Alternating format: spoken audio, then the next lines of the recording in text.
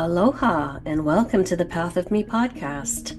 I'm your host, Wendy Hutchinson, and I wanted to create a sacred space for soul to soul conversations with people sharing their light through their passion, power, and purpose. Thank you all so much for being here. Let me introduce my next amazing podcast guest. Hey everyone, welcome to the Path of Me. I'm your host, Wendy Hutchinson. I have the beautiful Kahu James Kawainui with me. He's a fellow Hawaiian and wisdom keeper, healer, and so much more. Welcome, James. It's such an honor to have you here. Aloha, and thank you for having me. Yeah. Before we deep dive, can you explain to people what a Kahu title means in our culture?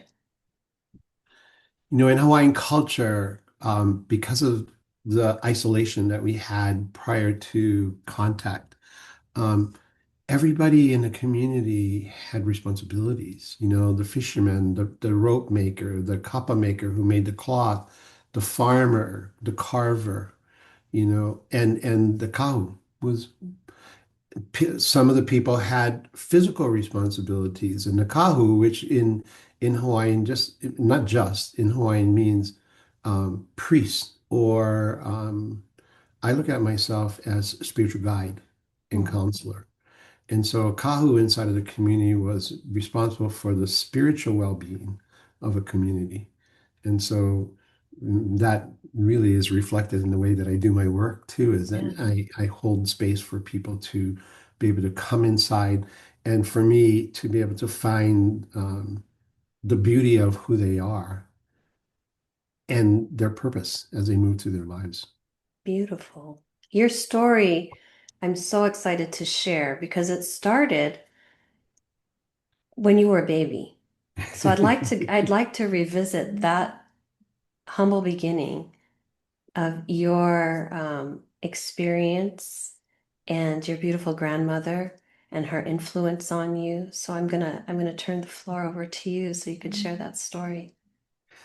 Um, the story has, in some ways, uh, interesting beginnings because my mom was the youngest of six.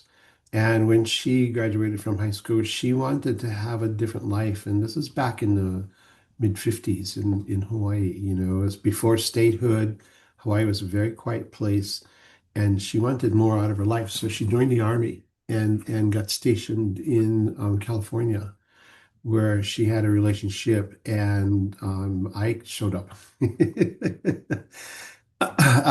Unfortunately, the man that she had the relationship with did not want to have a relationship or have get married, and so because of that, the army let her go, and she went back to Hawaii because she told my grandmother what happened. And when I got back to Hawaii, a single mom 2 generations ago was almost unheard of. You did Right. not see women who had that. There was a huge social stigma around being an unwed mother. Hmm. And I don't know if my grandmother did that to to help my mom or to save face in the community, because my grandmother at the time was living on Molokai, and that was a very small community. And Hmm. so when my mom and I came back to Hawaii, my grandmother hanai'd me, and hanai in Hawaiians mean adopted. Hmm. And it was not unusual in Hawaiian culture for the oldest son to be adopted by the grandparents, and that would become in some ways the wisdom keeper and who they would train in whatever their particular expertise was. And so my grandmother, when I came back, she informed my mother. I don't think she gave my mother a choice. She informed my mother that she was adopting me, and then she took a step further than just Hanai, but she actually formally adopted me. And I always wondered when I was growing up why my grandmother and my grandfather were listed as my birth parents. You Oh, know, yeah, that makes sense. and that was a story, or that was never spoken of in our house. And Hmm. so I was, this is fast forward a little bit, but I was in my late 40s before I finally got the courage to ask my mother what happened, and she told me the story. So my grandmother adopted me when I was about 4.5 months old.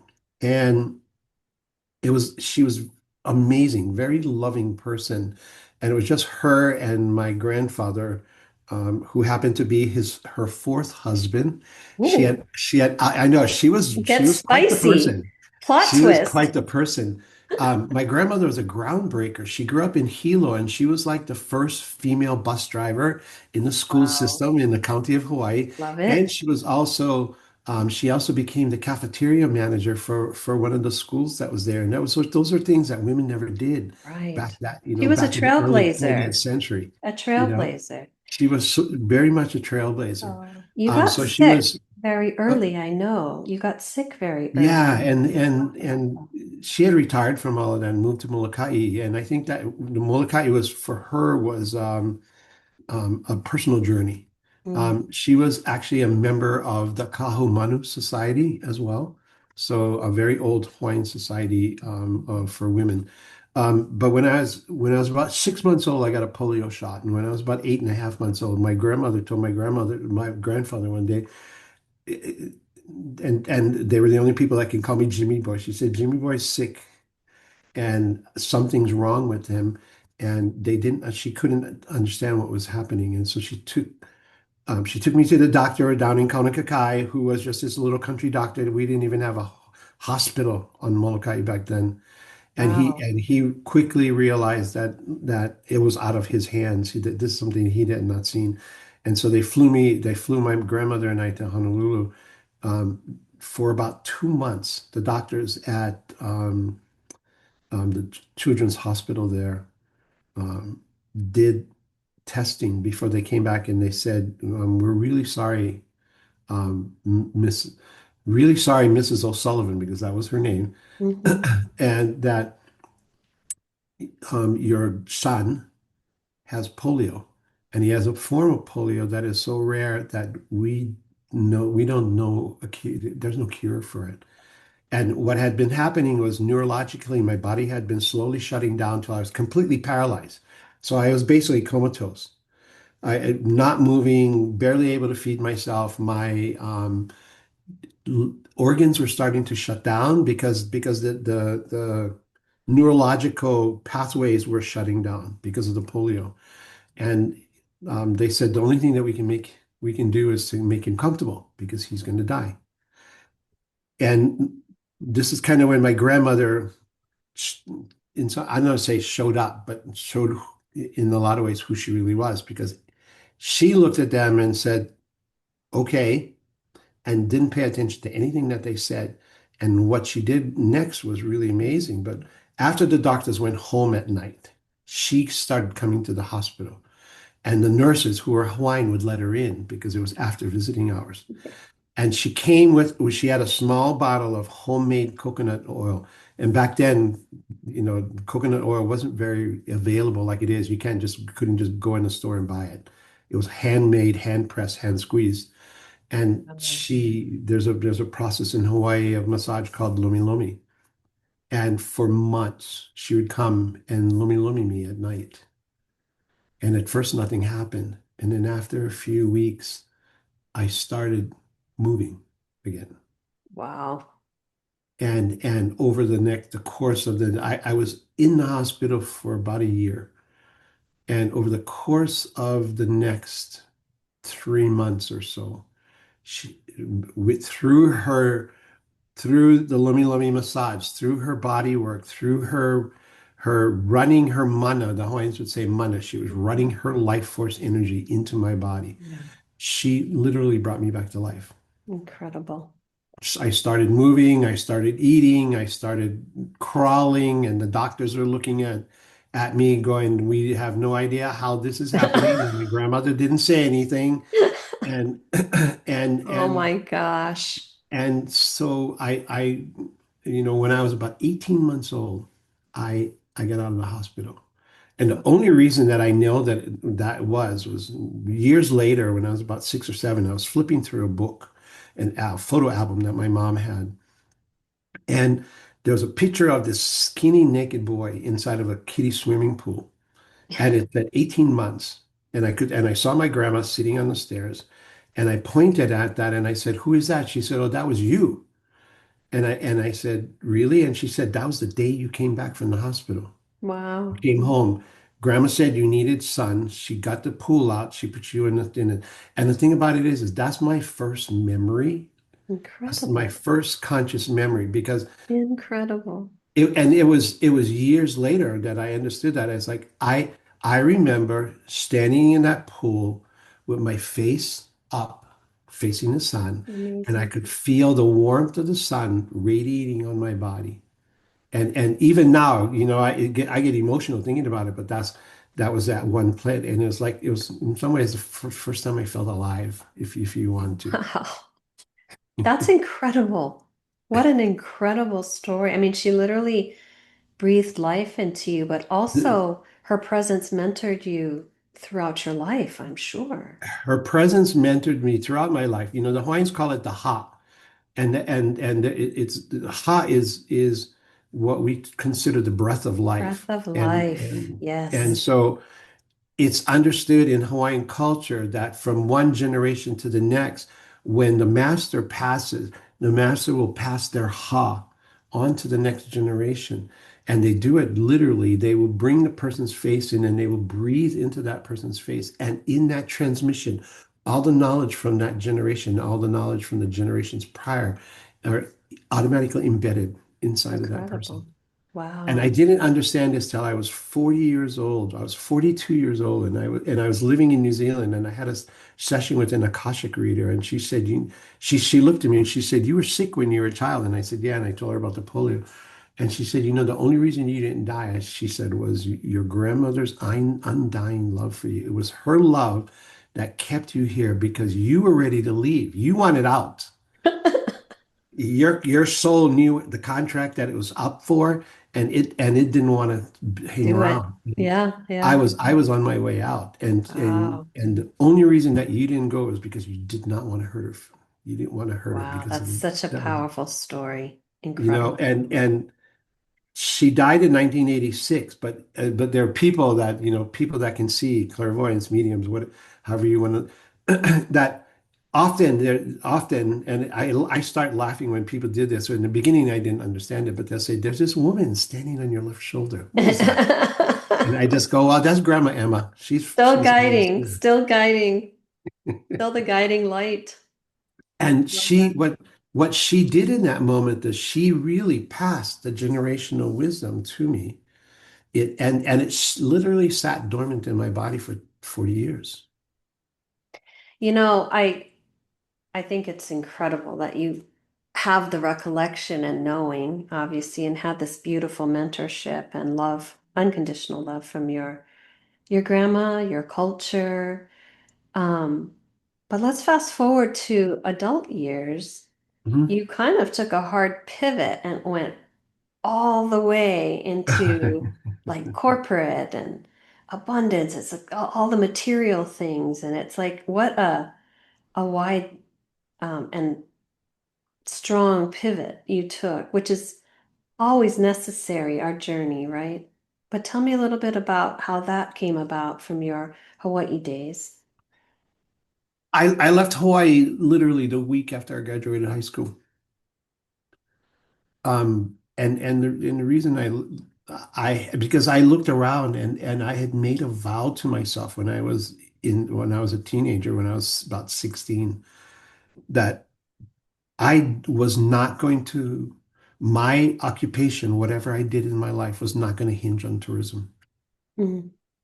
Because I watched what tourism had done in the short time that, in my short life since statehood. Mhm. I watched the boom in tourism and I watched what was going on to Hawaii and I watched the feast and famine that tourism was Mhm. and still is for Yes, Hawaii. yes. And I made a vow that I was not going to be part of that system.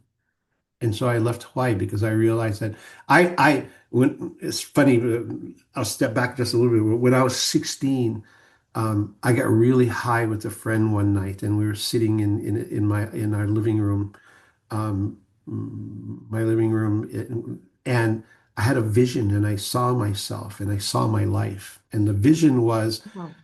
I was going to graduate it from high school. I was going to get a job as a busboy or a waiter in a restaurant. I'd work at night. I would get up in the morning. I would go surf and hang out with my friends and smoke pakalolo and then go to work. And then at some point I would get married.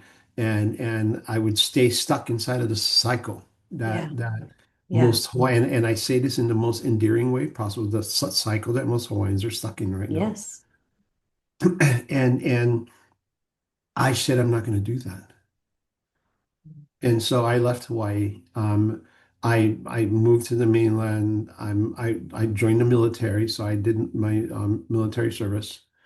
And then I moved as far away from Hawaii as I could geographically and still be in the United States. And I found myself in Florida. And I started working for a company there that I came in literally as an hourly employee, and in 17 years worked my way up into an executive position in the company. And so I had responsibilities. I was as left brain as anybody could be, and very unconscious about this whole part of me that I am now. Yeah. And yeah, you're right. I mean, it was not unusual to go out and this is back in the 90s, to take people to $1,000 dinners and buy $400 bottles of wine. And the company had a corporate jet, and lived, smoked big fat Cuban cigars and sat around Living with the living the execs. dream, right? Oh, it was The what we I dream. thought of at the time was the dream, Yeah. Yeah. to have all these things, the trappings Yeah. of life and everything else like that. What shifted for you? Where was the pivot? Hmm. Well, about 4 years before that actually happened, something else happened inside of me as well. People started showing up in my office and telling me that they were in pain. And a friend of mine came to me with a sore shoulder one day, and I said, well, let me see what I can do. And I just stood behind him, and I went like this, and I ran my hand over his shoulder and the back of his body, and my hand suddenly stopped and landed on his body. And I said, you mean right here? And he said, yeah. How do you know that? I said, I have no idea. And then I did something, like I poked and I prodded and I twisted, and then I heard a voice that said stop, and I stopped. Mm. And I said, so tell me what that feels like. And he said, wow, I haven't been able to move my shoulder like this in months. And I said, okay. And you're amazing. And he walked out of my office, and I was standing there going, what the heck just happened? Because I had no idea what happened. And Yeah. that slowly started happening in my life, where people started showing up like Right. that. So I'm in this job, I'm doing all these things, I'm having this life, quote unquote. Yeah.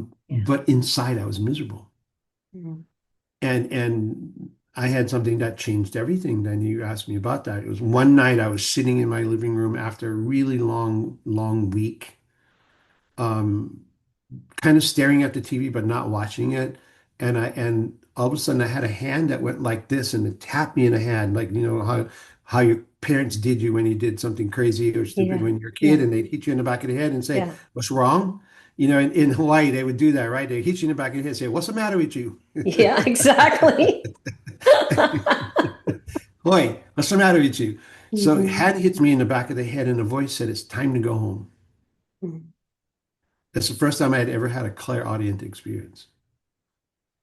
And I looked at my wife, who is my ex-wife now, and I said, "What are we doing here?" And she said, "I don't know. This is your idea." Mhm. And I went into the kitchen. I picked up the phone. I called my sister in Hawaii, and I said, "Who's living at the beach house?" And she said, "Nobody." And I said, "I think I'm coming home."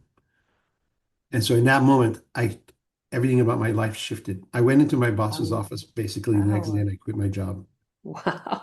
Wow. I walked away from all of that. Yeah. He he looked at me, he said, "You sure this is what you want to do?" I said, "I have no idea what I want to do, but I know I can't do this anymore." Mm. So I did that. And 6 months later, I went from all of that, everything that I just talked about. And 6 months later, I was living in a house on the beach on the Big Island, that was 20 by 20 with a tin roof and no windows but screens all the way around it. And it had no electricity and no running water. Oh my gosh, what? And I lived like that, and I lived like that for 4 years. And your wife was like on board with that. At the beginning, she was. By the end, she wasn't. That was part of the demise of the marriage. There was a bunch of other things that happened I because of mean, that. it all happens on time. And then it just so happened that 4 houses down from the beach that I was living on was a woman that I had grown up that used to come and Lomi Lomi my grandmother when I was young.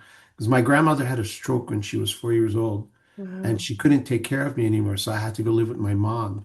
And my mom had married by then. I had brothers and sisters. And so I ended up being the only child in a family of 8 children Oh my with, gosh. with a different father.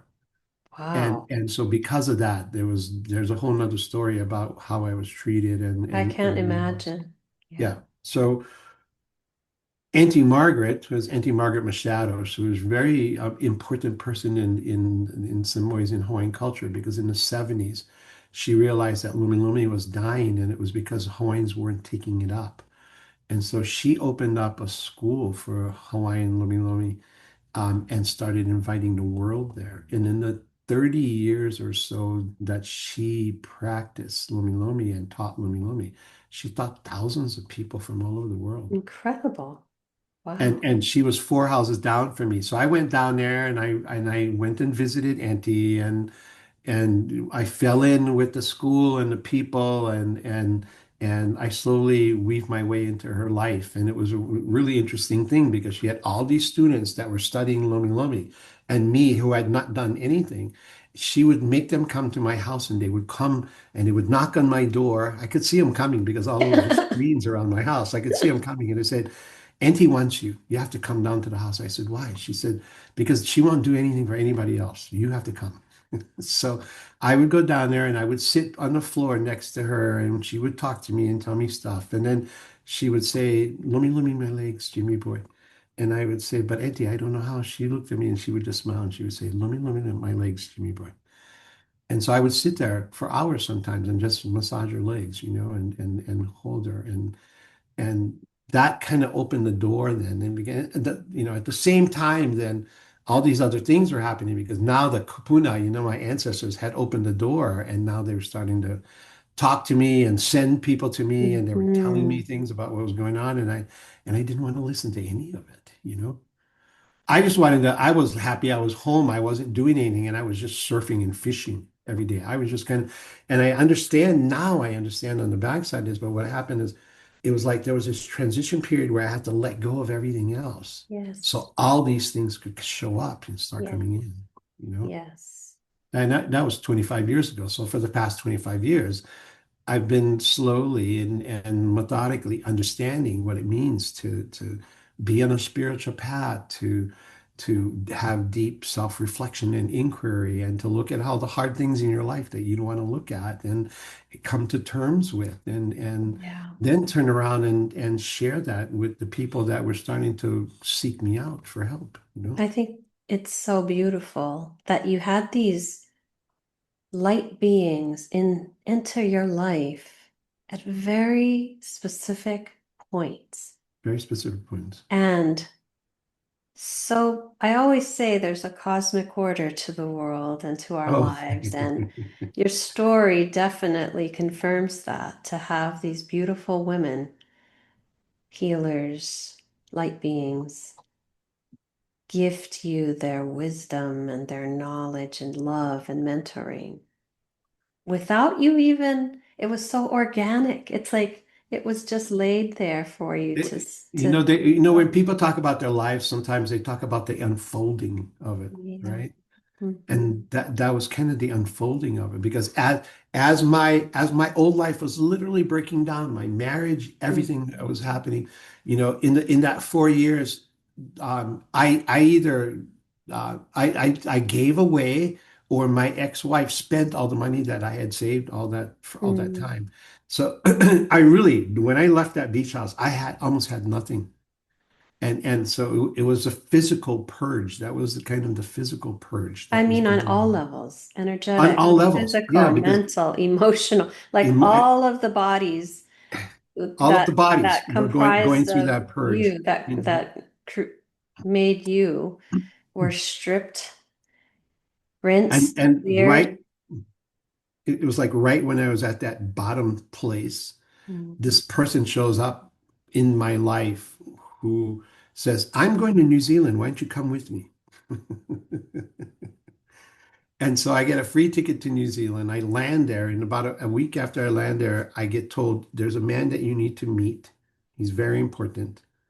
I end up not meeting him, but 3 years later, I meet one of his students, and they take me in, and I end up studying with the Maori down there, and they were really who my teacher there was really responsible. Him and Papa, and I have a really interesting story about Papa, but him and Papa um, were instrumental in opening me up to really understand what my purpose was here. What a gift. Oh, it was an amazing gift. I went there for a completely other reason and for a reason that was really good because it was very healing for me. And at the same time, this shows up, and the thing about it is that I don't know if you could say it's ordained or preordained, Mhm. but the night I walked in when I first met my teacher, the first thing he said to me when he looked, he was sitting there and he looked up at me, not even introduce himself, not even ask me who I was or anything else like that. He looks at me and he goes, "Oh, good, we've been waiting for you." Powerful. That's it. And then he goes back to writing, and I'm standing there with my jaws on the floor because I'm going, "What are you talking about? I have no idea who you are. I've never I met you think the before." beauty of your story is that the humility that you brought to each encounter because you didn't know who you are yet, not yet, I right? didn't. And so there's just this beautiful unfolding, and it becomes almost a surprise, right? Every time. Because as you're uncovering your gifts, as you're being mentored, as you're being guided, and more of your consciousness is expanding, and more is coming in, and more knowing, there's a beautiful purity that is gifted when you have no idea it's coming. I had no It's idea any of this was coming. If you pure had told me any of energy this 25 coming. years ago, I wouldn't have believed you. Right. It had to be so gentle for you and so organic. And I think it's so beautiful that you were gifted that to bring you here to this moment, Mhm. the work you're doing now. So what got you to leave New Zealand and bring you back? My mom called me out of the blue one day and she said, "I think you need to come home." And this is in the book as well. These are all the things that I'm telling you are stories that are part of the book that I'm writing. That is about to go to You the have to public. come back on when it's published so we can We promote your will. book. She called me up and she said, "I think you need to come home." And I said, "Why?"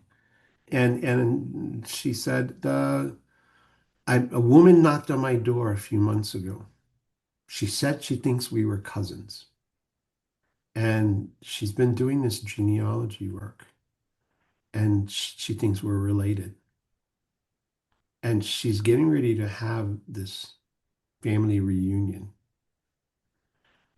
My mom said, "You have no idea how big our family is," because she invited 600 people to this My family reunion. gosh. Wow. And I said, "Okay." And I was in resistance because by then I had been in New Zealand for almost 5 years, over 5 years. I just got permanent residency there. I was on my way to becoming a New Zealand citizen. I had no plans on ever coming back to the United States. I was actually going to become a New Zealand citizen and live there for the rest of my life. It was for me the life that I always wanted to live was that, you Hmm. know. Yeah. So I hemmed and I hawed and I heard the kupuna and the kupuna said going home is really important. You have to go home. And so I finally did.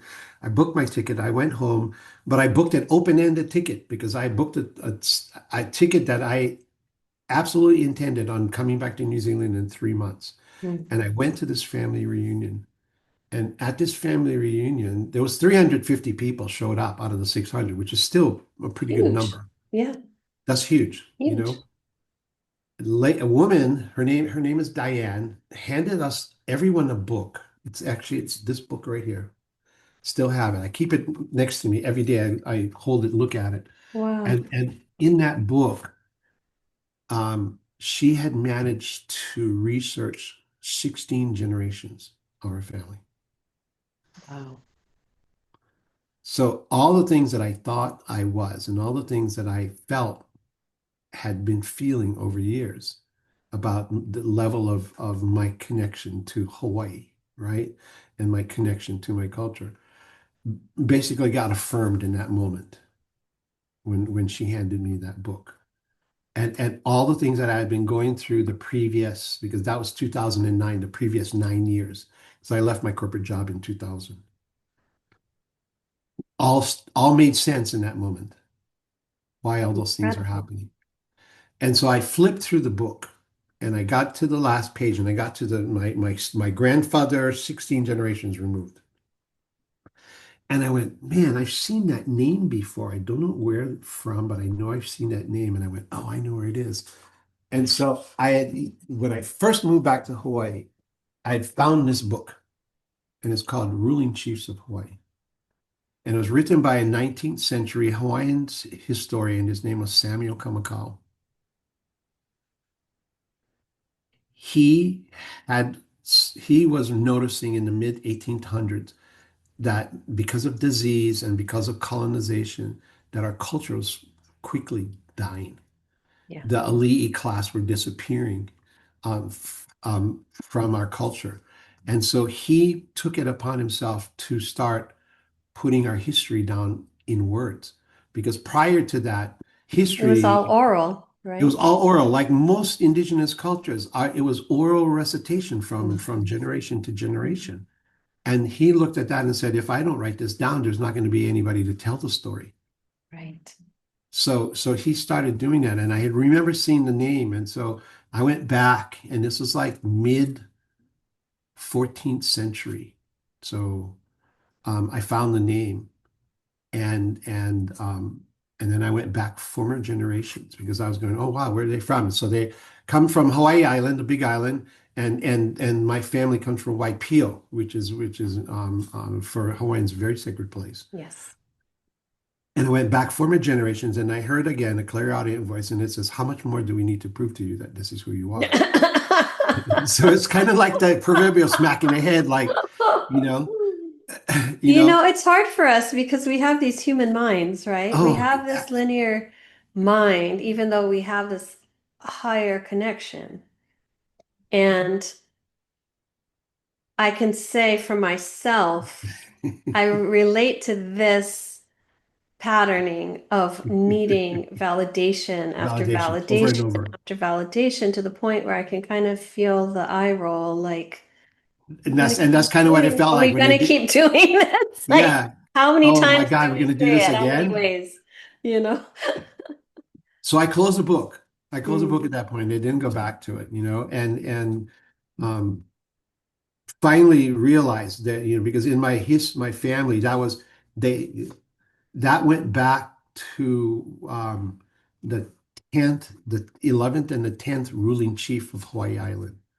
So that was 20 I generations have ago. this question that's really pressing that wants Yeah. wants to be voiced, but there's a moment when you know who you are. You actually know who you are and why you're here. Like fully know, right? There's all these signs and exploration leading up to that moment, but then there's this moment, I would say a reckoning, where we are then tasked with stepping into our power and purpose. It was that moment. It was that moment in this Yeah, I book. wanted to ask you, how did you navigate that knowing? Because for me personally, when that moment came, there was just a lot of disbelief. Like, I this can't,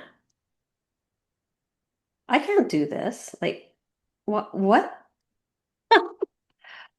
Well, because of my perception of myself to that point was very human, and very almost there were limiting beliefs and fears and doubts, and it took me a while to embody and embrace. the work, the knowing, the path. What was it like for you? In that moment, everything landed, and so Mm. it made sense. And in that moment, um, I understood, which put me into a spin for a long time. I understood the enormity of the responsibility that they were asking of me. Yes, that's what And I'm speaking of. if there was anything that I worked on since then is more and more and more realizing the level of responsibility that I've been tasked with and stepping up and saying, okay, I'm ready. Okay, I'm ready. Okay, I'm ready. And at that point, where just to the place where I was in myself at that time, I said, okay, I understand this now. I get it. Mm. And good. Now that I know, let me go back to New Zealand, live my life. That was not what I was expecting to come out of your mouth. Well, but that's what happened because I still, even though I understood that, I went, okay, good. I can go back and I can do this, and I can do this from this deeper understanding of that, right? Right, right. And about it was a few days later, maybe a week later after I had gotten that. Um, I was sitting with a dear friend who was a psychic, and he said, I got a message for you. And I kind of knew what the message was already, and I didn't want Mhm. to hear it, but he said, I got a message for you. And I said, what is that? The Kahuna saying, you can't go back to New Zealand. You're done with New Zealand. You Mm. have to you have to go live in the mainland. Mm. The people that are looking for you are not going to find you if you go back to the mainland. And I had enough Well, if you sense go back inside to of New me. Zealand, Yeah, yeah, if I go back to New Zealand, if I go back right. to New Zealand, the Yeah. people that are looking for you are not going to find you. Mm. And I had enough sense by then to understand what that meant.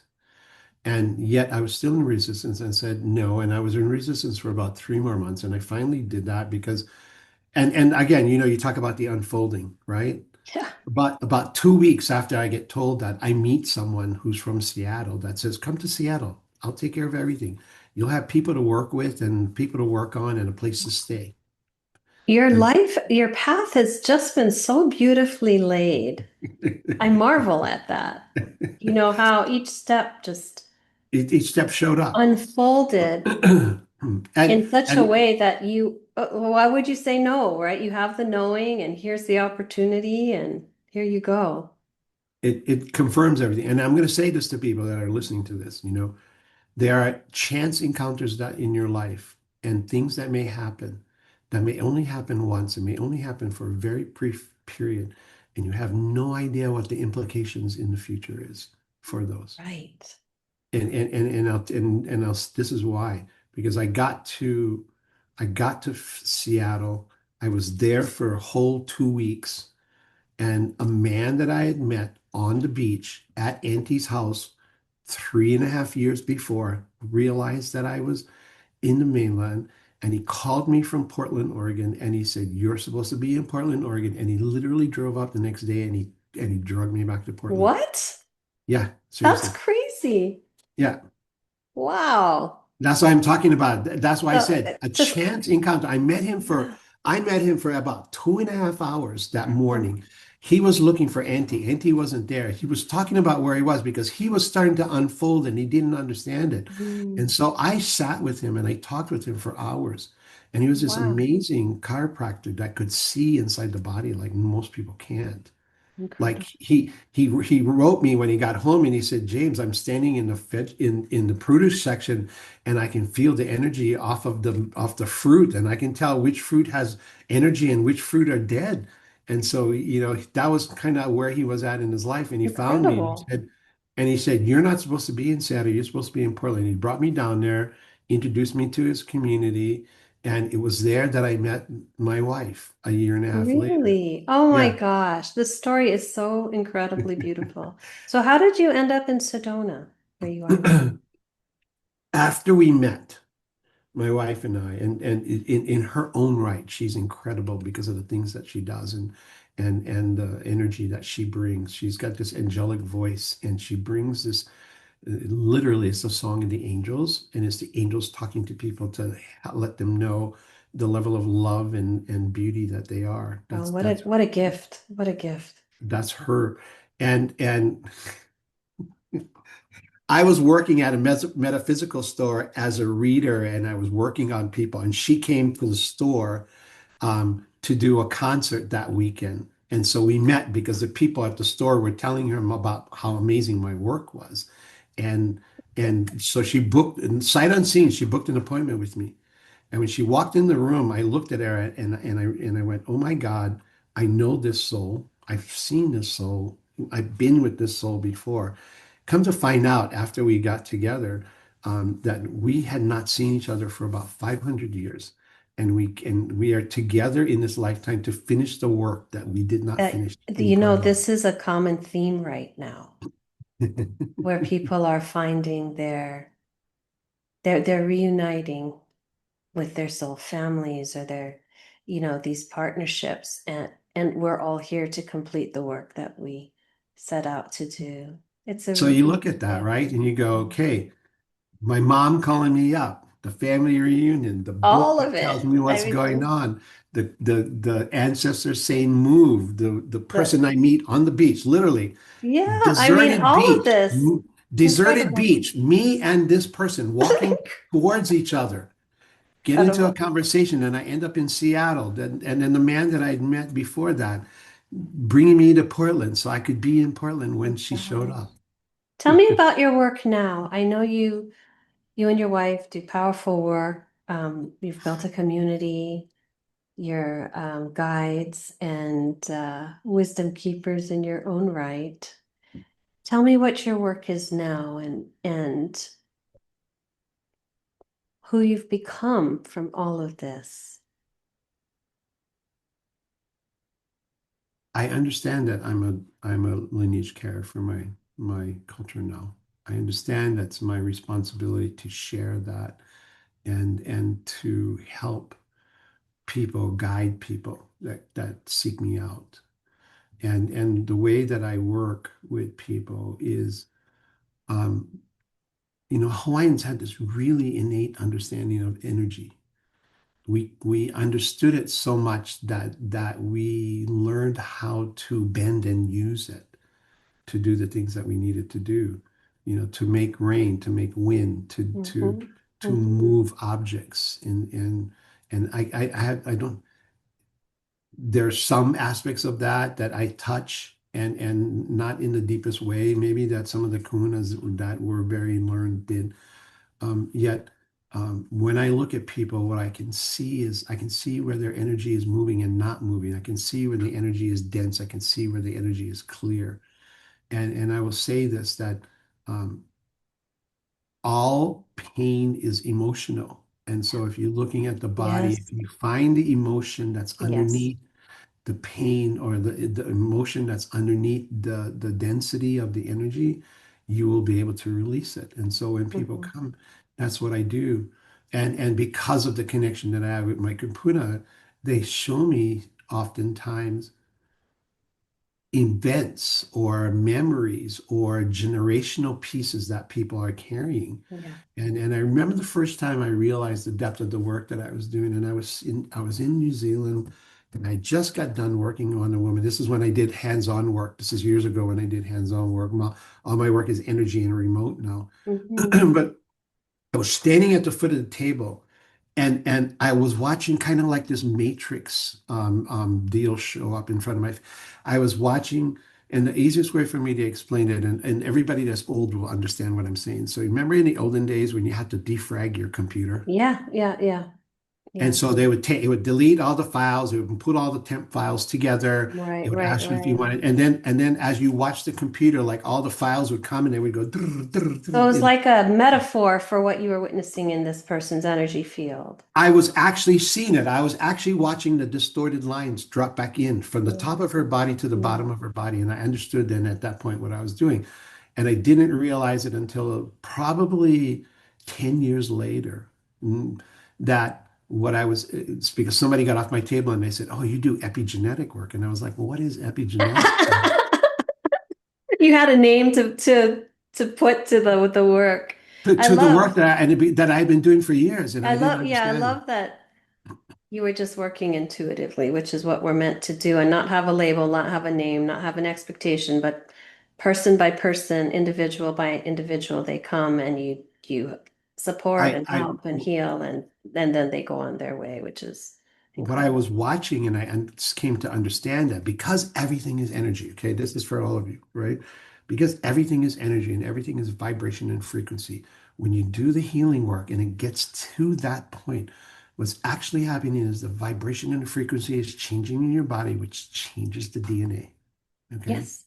And in that moment when the DNA changes, you either let go of trauma and you clear things that are happening, or your body, and not or, and your body resets itself.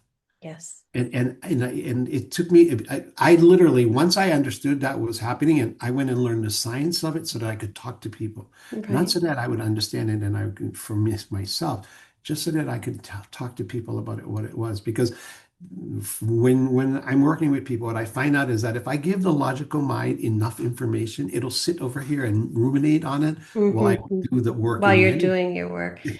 James, we're almost out of time, and I love to ask each guest if you were to offer a couple things, one or two things that could help people navigate this time to make it a little easier for them to process and heal, what would those two things be? There's a couple things that I would say to people, and the first thing that I would say is the more you are able to come to realize that your life is the consequences of all the choices that you made, that's when your life will change. When Yes. you start to take responsibility for really for everything, because everything that you are in your life is because of the choices that you made. You may see this and think that other people have been doing things to you, but the reality is that you made choices along the way. And that's probably the hardest pill for people to swallow. Inside this whole understanding of transformation Hmm. is that piece. That Hmm. literally is the foundation and the starting place for everything. Yeah. Okay. Beautiful. And then the second thing that I would say, just inside your everyday life, to look and to watch the words you use to describe yourself and to describe the world around you. And if you started to do anything, I would say is to start working on the self-judgment and the self-criticism. I think if you do those two things, that will put you on a path that's going to accelerate your transformation. Because as soon as you start paying attention to the words that you use, you'll start recognizing how much you tear yourself apart Yeah. every day, every minute, sometimes. Yeah. And I realized this, and it was like this epiphany moment a few years ago where somebody looked at me and says, James, why do you think they call it spelling? Because every word is a spell. It is. It is. Every Thank you word is for a that. spell. Every word you say, every word is a spell that Mm. you're putting out into the energy, and all those words have energy. Yeah. So be mindful of the words that you use and be mindful of how you treat people because the words that you use, even though they may not be in front of you, they hurt. Yes. They Yes. hurt. Thank you for that beautiful reflection and share. And I know that our time went so fast. We're going to have to reconnect again. But thank you for being such a Absolutely. beautiful guest, a beautiful light in the world, and for all the work you are doing now to help humanity heal, rise, shine, and move forward into the new Earth paradigm. I mean, what a gift that you're here at this time, and I'm so happy to be here with you. I think that um, our work is to help other people and ourselves understand the beauty of who we are. Absolutely, absolutely. To my audience, thank you so much for joining us today. I love you all. Be kind to yourselves, love yourselves, Love and I will see yourselves. you all next time. Bye. Aloha. Aloha.